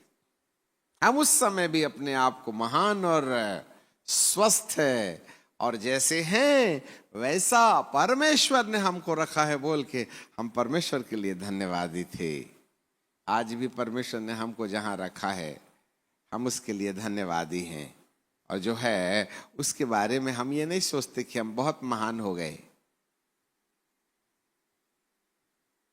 अब आप ही बताओ, कितना पैसा की आमदनी हो तो आपको गरीबी रेखा में रखा जाए, और कितना पैसा हो जाए तो आप अमीर हो जाइएगा? कोई स्केल है अमीर और गरीब को डिवाइड करने का? चलो 10,000 के बाद में अमीर हो गए और 10,000 से कम वाला गरीब हो गए। गरीबी की कोई रेखा है?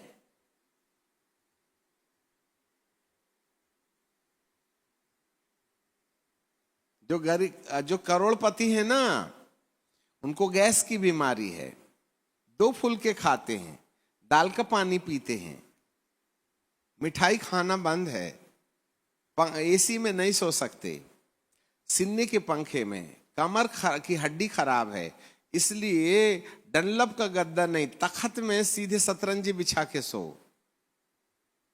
खाना भी मत, एसी भोग भी मत लगाना, और गद्दे में भी नहीं सोना, तख्त में सोना। तकिया नहीं रखना, सीधे रखना, क्योंकि हड्डी खराब है। और वही एक आदमी है रिक्शा चलाने वाला, बेचारा 100, 200, 500 रुपए कमाता है, रिक्शे की हैंडल में पैर रखता है और पटिया में सो जाता है, और 12 रोटी खाता है, जरा डकार नहीं मारता, प्लास्टिक खड्डा सब खा लेता है बिना हाजमोला के। मच्छर ऐसा आधा किलो खून रात भर में पी लेते हैं, फिर भी बीमार नहीं पड़ता। और इनको पानी में यदि उबला हुआ पानी के बजाय नॉर्मल पानी दिए तो गला ऐसे बैठ जाता कि खड़े होने में 1 महीना मांगता है। बताइए कौन धनी है और कौन गरीब है? 2 रोटी खाने वाला गरीब है कि 12 रोटी खाने वाला गरीब है? हाँ, फायदा ही क्या है? फ्रिज में मिठाई के डब्बे पड़े हैं पर खा तो नहीं सकते ना, लारी चाटने का ना अभिषेक मिला है हमको। अरे बदनसीबो, तुम्हारे पास खाने से आवश्यकता से ज्यादा खाना है पर खा तो नहीं सकते ना, तो गरीब नहीं हुए तो क्या हुआ? ज्यादा धन से भी क्या 2 ही न फुलके मिले थे, इससे अच्छा तो गरीबी थे, 12 रोटी खाते, जरा डकार नहीं मारते। किसको बोलोगे गरीब और किसको बोलोगे धनी? सामने वाला तो मस्ती के साथ खाता पीता, अरे वो आदमी के ऊपर से सांप गुजर जाता, उसको जरा पता नहीं लगता। इधर हम बाथरूम में गिर जाते हैं तो कूल्हे की हड्डी टूट जाती है, फिर बिस्तर में 6 महीने तक सावधान, विश्राम का कोई काम नहीं। अरे भाई, हमें समझ में नहीं आता कि गरीब कौन है, धनवान कौन है। अपनी कल्पनाओं में जहां हो आप ना, अपने आप को धनी समझो। प्रभु जी ने साफ कहा है, गरीब अपने गरीबी पर हंसे और अपने को धन कहे, और धनी अपने धन के कारण रोए, क्योंकि धनी होने के नाते सुई के छेद से ऊंट निकल जाएगा, परंतु धनी को स्वर्ग में घुसने नहीं दूंगा। तो धनी बनकर के तुम स्वर्ग का बहिष्कार क्यों करते हो?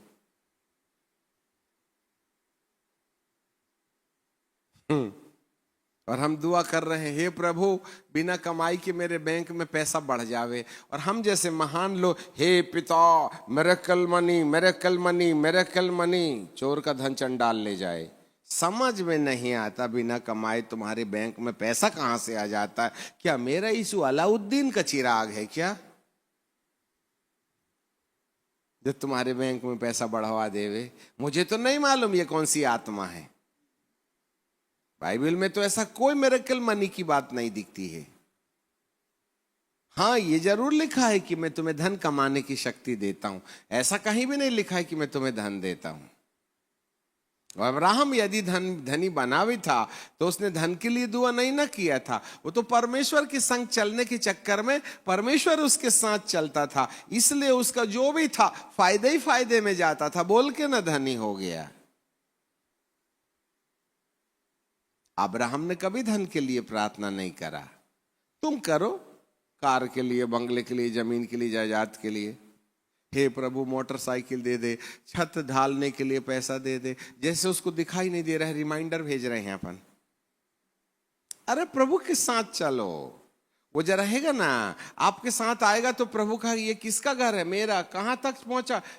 छत नहीं ढली। अच्छा, छत नहीं ढली है, तूने बताया नहीं। मैं बोला प्रभु आप आके खुद ही देख लीजिए, मैं क्यों बताऊं? ओके ठीक है, मैं बंदोबस्त कर देता हूं।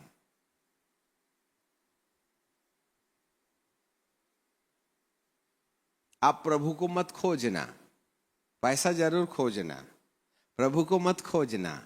हे प्रभु, अब देखना, अब बच्चे लोग भी ना पढ़ाई के दिन में 30 जून जुलाई नहीं, क्या है, अप्रैल, 30 अप्रैल को रिजल्ट निकलता है और 29 अप्रैल को लोग फोन करते हैं, अंकल जी कल रिजल्ट निकलने वाला है, आप दुआ कर दो कि अच्छा ही अच्छा निकले। अब आप बताओ, पेपर जज करके पूरे वगैरह सब मार्क लिस्ट वगैरह सब छप गई है और उसके बाद में 29 तारीख को आप हमसे प्रार्थना करवाइए, तो क्या रात में मेरा प्रभु आपके नंबर के ऊपर में 0 लगा के काला धंधा करेगा क्या? पढ़ो मत तुम, और 29 तारीख को रिजल्ट निकलने से पहले अंकल जी पास करवा दो, आपकी दुआ सुनता है। मैं बोला ऐसे मामले में नहीं सुनेगा। अरे परमेश्वर को खोजो ना, अपनी कल्पना में सकारात्मकता लेके आओ।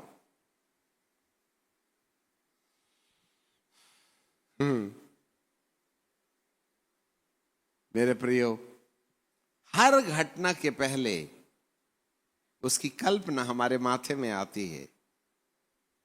आप अपने आप को पॉजिटिव रखो, आपके चारों तरफ पॉजिटिव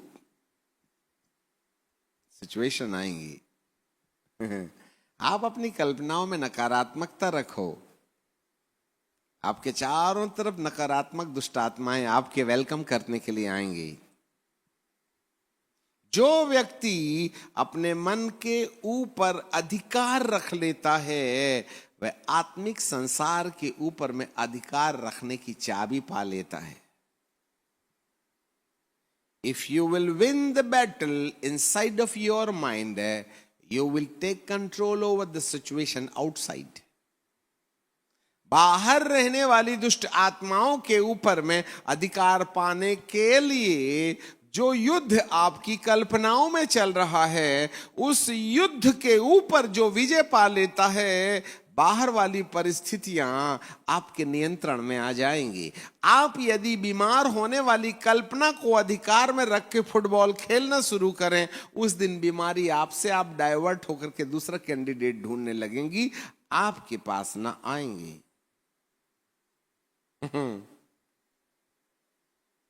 यस, मैं खुद हूं जो गरीबी को न्योता देता हूं, मैं खुद हूं जो गरीबी को न्योता देता हूं, मैं खुद हूं जो बीमारी को बुलाता हूं, मैं खुद हूं जो एक्सीडेंट की कल्पना करता हूं और वो एक दिन मेरे ऊपर आ जाती हैं, मैं खुद हूं जो अपने परिवार के अंदर में दंगा मचाने की कल्पना को आने देता हूं, एंड देन दंगा शुरू हो जाता है। आप ही उसके माता और पिता हैं घर में कबड्डी लाने के। परमेश्वर को दोष मत दो, शैतान को भी ज्यादा दोष मत दो। वह वक्त का उपयोग करता है, वह आपकी कल्पना के सहारे आपके जीवन के अंदर काम करना शुरू कर देता है। हालेलुया।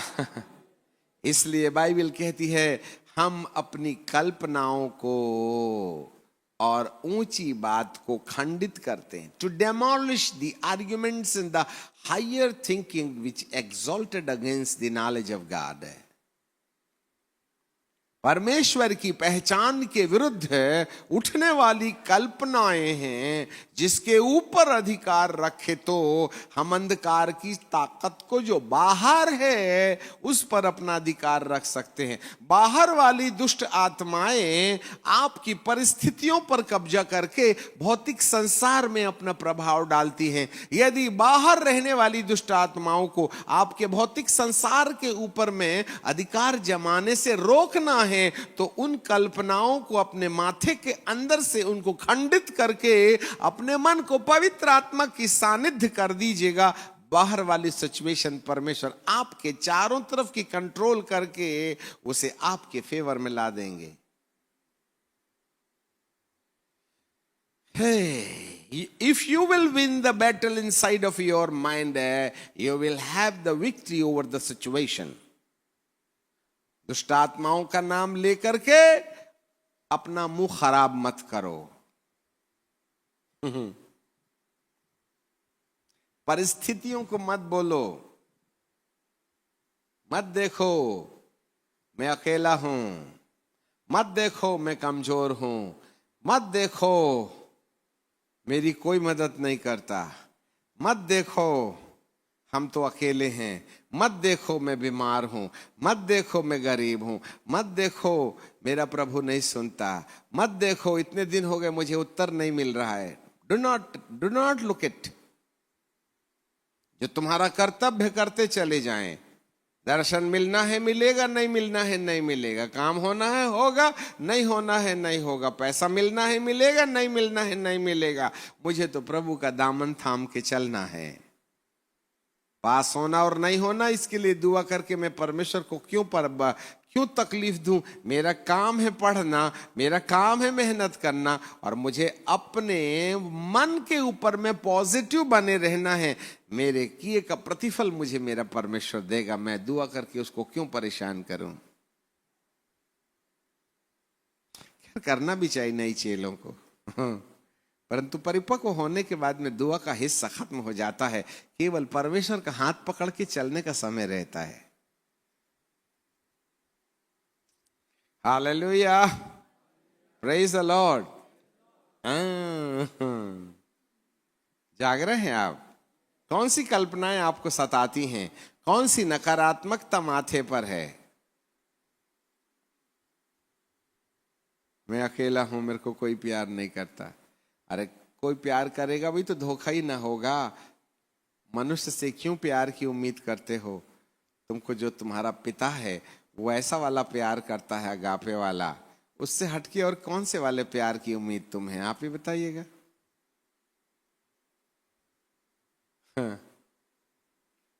हम भी धरती पर अकेले चले।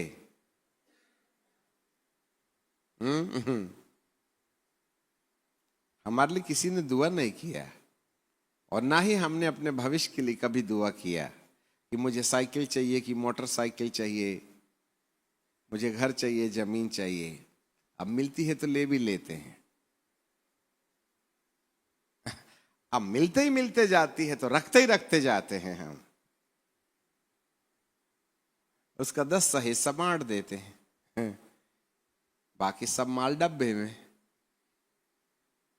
चाहे वो तन का एरिया हो, चाहे अभिषेक का एरिया हो, चाहे मन का एरिया हो, चाहे इज्जत का एरिया हो, चाहे पॉपुलैरिटी का एरिया हो, चाहे धन का एरिया हो, कोई भी एरिया हो, मेरा काम है मैं अपनी कल्पनाओं में सकारात्मक रहूं और अपने कल्पनाओं के ऊपर अधिकार रखूं, जिससे कि पिता की आज्ञाओं के पालन करने में मैं निपुण बनूं। बाकी लड़ाई उसका काम है।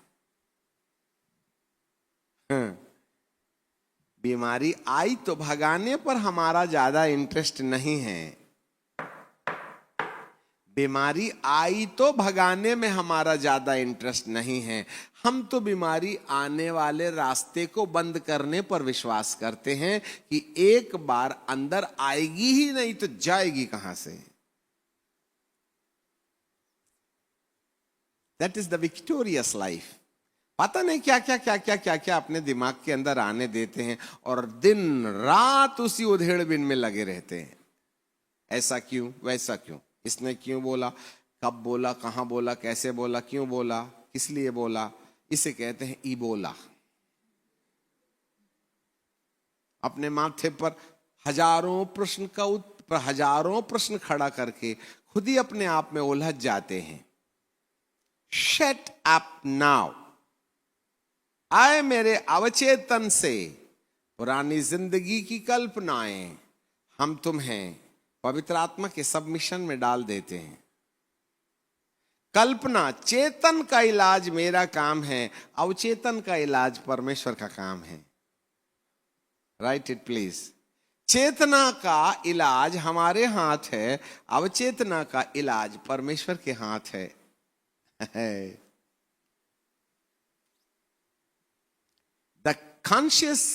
The The problem which is abiding in the conscious mind, it is our responsibility to take control over it. But the things which is in the subconscious mind, recorded history, it's a God's responsibility to delete it. ये परमेश्वर का काम है कि वो हमारी अवचेतना की नकारात्मक बातों को भुलाने में मदद करे। मेरा काम है चेतन के अंदर में, ये सब कॉन्शियस के अंदर में आने वाली नकारात्मकता जो कल जाकर के वास्तविकता में बदल जाती है, उसके ऊपर अधिकार रखना मेरा काम है। इसलिए मैं अपने तन के तंदुरुस्ती की कल्पना करता हूं, मैं अपने धन की धनाढ्यता पर की कल्पना करता हूं, मैं अपने भविष्य को अच्छा समझता हूं। ऐसा बोल करके मेरी कल्पनाएं जब सकारात्मक होती हैं तो बाहर वाली परिस्थितियां मेरे साथ मेरे बाहर वाली परिस्थितियां को मेरा परमेश्वर मेरे पक्ष में ला देता है। अभी हम इतना बड़ा चर्च बना रखे हैं कि नींव डाल रखे हैं, जिसमें लगभग 7,000 लोग बैठ सकते हैं। मैं देखता हूं कल्पना में, और ये इतना बड़ा मैदान खोजियों से भर जाएगा। इसलिए मैं इस मैदान से दूर बिल्कुल आखिरी कोने में खेत में अपना घर बना रहा हूं, जहां पर मुझे इस बड़ी भीड़ से अलग रह करके प्रार्थना करने का मौका मिले, जबकि अभी ईड़ और भीड़ दोनों नहीं है।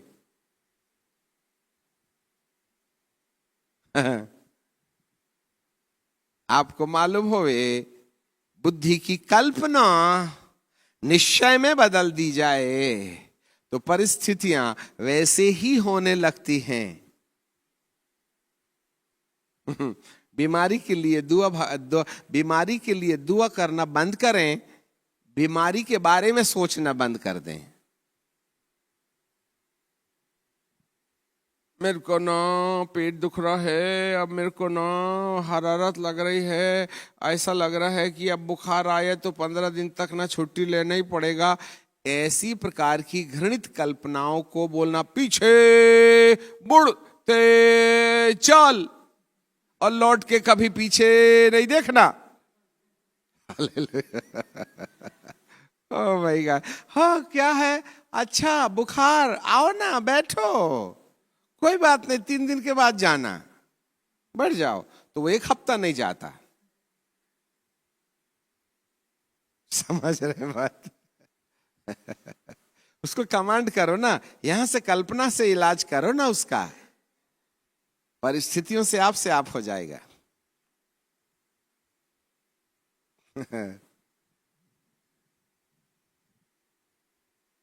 चंगा करने वाला आपके अंदर है, उसको अनुमति दो।